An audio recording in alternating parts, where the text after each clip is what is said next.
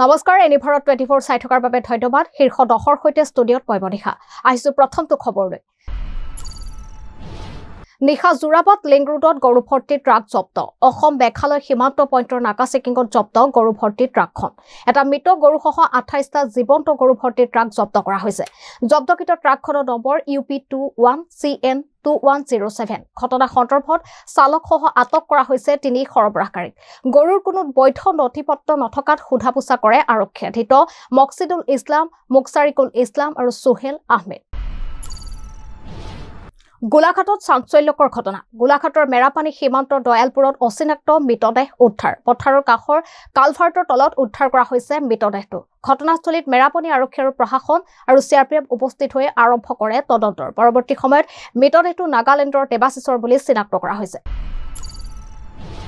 জালুকবাৰীত ভয়ংকৰ পথ দুৰ্ঘটনা তীব্ৰবেগী বাছৰ খুন্দাত নিহত স্কুটাৰ আৰোহী নিহত লোকজন পলাশবাৰী উমেশ দাস বুলি চিনাক্ত কৰা হৈছে 7 মাইলৰ পৰা জালুকবাৰী অভিমুখে আহিছিল উমেশ দাস দুৰ্ঘটনাগ্ৰস্ত স্কুটাৰখনৰ নম্বৰ AS25V7413 কাছাৰৰ বৰখলা বালাচৰত ভয়ংকৰ পথ দুৰ্ঘটনা নিয়ন্ত্ৰণ হেৰুৱাই ডিভাইডাৰত খুন্দা স্কুটাৰৰ দুৰ্ঘটনাত থিতাতে নিহত হৈছে ডিজি দাস ৰয় SMCH নিয়াৰ পথতে মৃত্যু হয় যুৱকজনৰ চিৰাং জিলাৰ বেজনীৰ ভাৰত ভূটান সীমান্তৱৰ্তী এলেকাত অব্যাহত হাতী মানুহৰ সংঘাত নিশা মানস ৰাষ্ট্ৰীয় উদ্যানৰ সমীপৱৰ্তী কুকলুং বনাঞ্চলিক কাৰ্যালয়ৰ অন্তৰ্গত 12 নং নতুন মাটিত বন্যহস্তীৰ আক্ৰমণত থিতাতে নিহত হয় দুৰ্জু নাৰ্জাৰী নামৰ এজন লোকৰ মৃত দুৰ্জু নাৰ্জাৰী ঘৰ 10 নং নতুন মাটিত কলবাগান পহৰা দিবলৈ আহোতে মানস ৰাষ্ট্ৰীয় উদ্যানৰ পৰা খাদ্যৰ সন্ধানত ওলাই অহা এটা বন্যহস্তী আক্ৰমণত থিতাতে নিহত হয় কৃষকজন পিছত ঘটনাস্থলীত বলমগুৰিৰ উপ আৰক্ষী চকীৰ আৰক্ষীৰ উপস্থিত হৈ উদ্ধাৰ কৰে মৃতদেহটো এতিয়ালৈকে খন্তেক বিৰতি পিছত উলটি আহিম বাতৰিৰ পৰৱৰ্তী অংশলৈ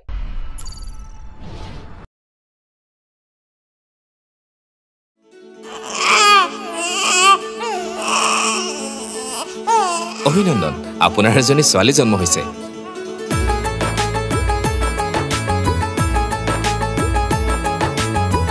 লাহি পাহি এজনী পৰি আহিলে ঘৰখন উজলি বেটি বচাও বেটি পঢ়াও বেটি বচাও বেটি পঢ়াও বেটি বচাও বেটি পঢ়াও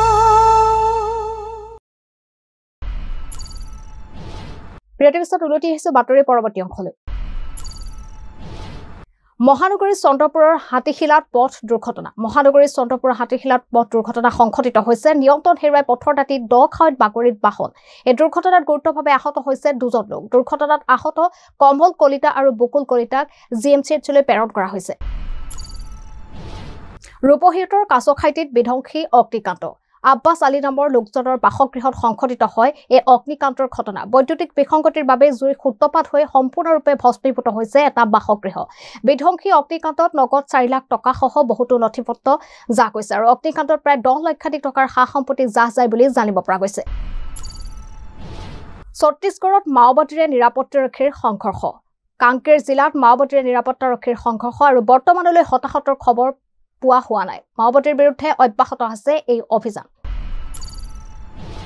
কাইলৈ গোগামুখৰ ডিৰপাইত নিৰ্মাণ কৰা হ'ব ICAR শুভাৰম্ভ এছিয়াৰ ভিতৰতে বৃহৎ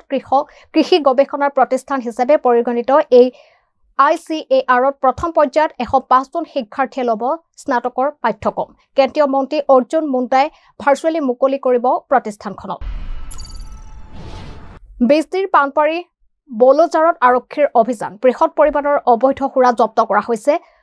কোৰমংকাং দৈমাৰীয়ে মজুত কৰি ৰখা বৃহৎ পৰিমাণৰ বিলাতী সুৰাৰ লগতে জব্দ কৰা হৈছে 85,000 টকা বিজনী মহকুমা আৰক্ষী বিষয়া আৰু পানপাৰী ভাৰপ্ৰাপ্ত আৰক্ষী বিষয়াৰ নেতৃত্বত গোপন খবৰৰ ভিত্তিত এই অভিযান দীৰ্ঘদিন ধৰি কৰ ফাকিৰে চলাইছিল অবৈধভাৱে সুৰাৰ দোকান আৰক্ষীয়ে 323টা বিলাতী সুৰাৰ বটলৰ লগতে সুৰা ব্যৱসায় কোৰমংকাং দৈমাৰীক আৰক্ষীয়ে গ্ৰেপ্তাৰ কৰে এতিয়ালৈ খবৰ ইমানেই পৰৱৰ্তী খবৰৰ বাবে চাই থাকিব এনি ভাৰত 24 ধন্যবাদ